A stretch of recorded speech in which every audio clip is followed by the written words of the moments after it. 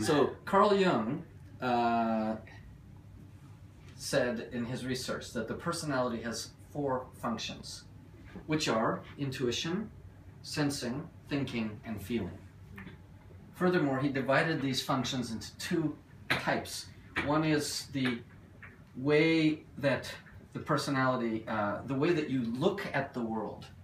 Do you look at, sensing people look at the apple. They look, they see the thing, they see the color, they're interested in the smell.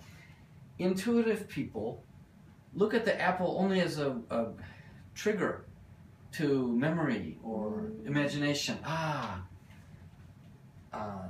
Speaking of the apple, Isaac Newton invented gravity.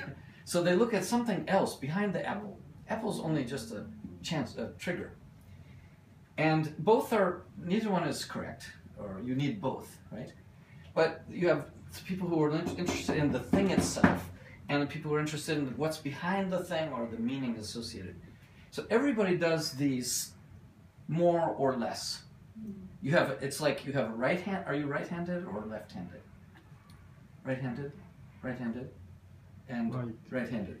So if, for example, intuition is your dominant function, that means it's like your right hand. It's you're good at it. You know how to come up with associations. You're very good at brainstorming.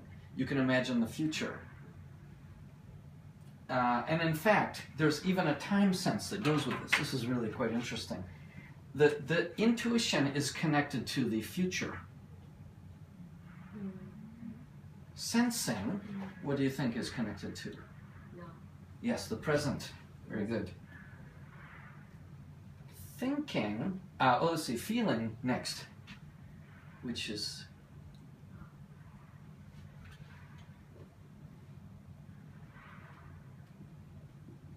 well, we've got present and future. What's left?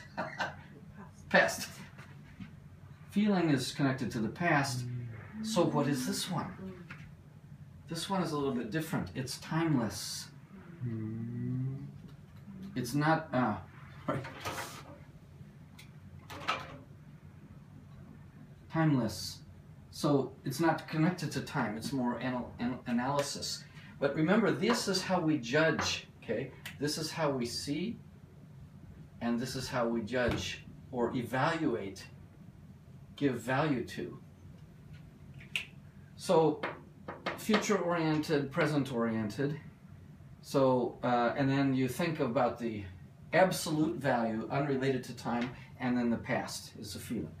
So, easy way to remember this is you think of a room with 4 walls and 4 windows. So the first window, and you're in this room, and you have the choice to look out any season, any window, any direction. And the first one you look at is, probably sensing. And then, so you see the thing itself, then you think about what it means. Or you sort of see what it means. Then you think about the principles or the usefulness or the value, and then you think about how it affects people, the feeling. So you have a choice. How much time you want to spend.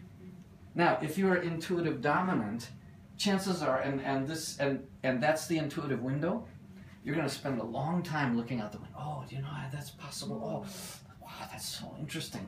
I wonder if you did this, what could happen? You spend a lot of time there. Then, okay, let's just go through in order, right? Let's say we start with sensing. So this is the sensing. And I'll give you the example of how I, as INTJ, work, right? So the INTJ, this is, okay, INTJ, example, INTJ. This is the dominant, and this is the second, and this is the third, and this is the fourth. And it doesn't always go clockwise. It just depends. There's 16 types, right? But in this case, it just happens to go clockwise. So what I would do, since this is the fourth one, the sensing window, I don't spend much time there. Yeah. And then I spend a lot of time in intuition. And then I start analyzing how it's good and what can you do. And then spend some more time. So let's say I spend about 1 minute here and 10 minutes here and 5 minutes here and 2 minutes here. Just an example, right? So, but that's the INTJ pattern. But here's the really interesting part, and I'll wrap up this small lecture with this. When you're born, this is all part of you. It's coming. It's part of your genes. By the age of 12, you develop your first function. So that's why children are so simple, because they're mostly operating on one function. It might be feeling, it might be sensing, you know. And then by the age of 20, you generally develop your second. So you get a little bit of balance. So you have two of them you can work on. And by the age of 35, you hopefully develop your third. And by the age of 50, your fourth. And this is what Jung called individuation. Individuation, or the wholeness of the personality. You develop a whole personality balanced, because you can use the other functions, even though you're not really good at them. You still might have your dominant function, but you become more. For example, I still struggle with this one. I think I got pretty good at this, and I remember when I started to develop this function, I got really interested in opera. Feelings, emotions, in art, opera. I started going to opera all the time, you know, it's like, I got so interested in the feeling side. Because this one I'd been doing a long time, these two. And then, now this is my challenge. And it's already a little bit late, because I'm here. But, you know, this is what you have to go through. And it might be a different order for you, your personality.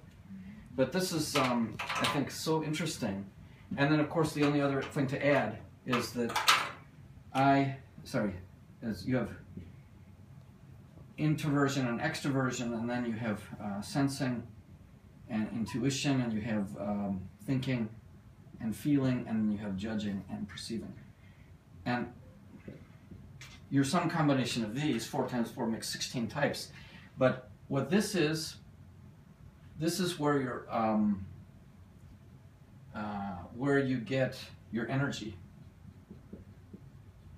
Do you get your energy from being with people, going outside, or from going inside and reading and studying? And this is how you see the world, and this is how you value it, and this is sort of your orientation. And is your orientation, okay, try to keep this simple. This is the perceiving layer, and this is the judging layer. So is your orientation judging oriented or perceiving oriented? That's what that means. And then you mix these and you get different styles. And that makes 16 types.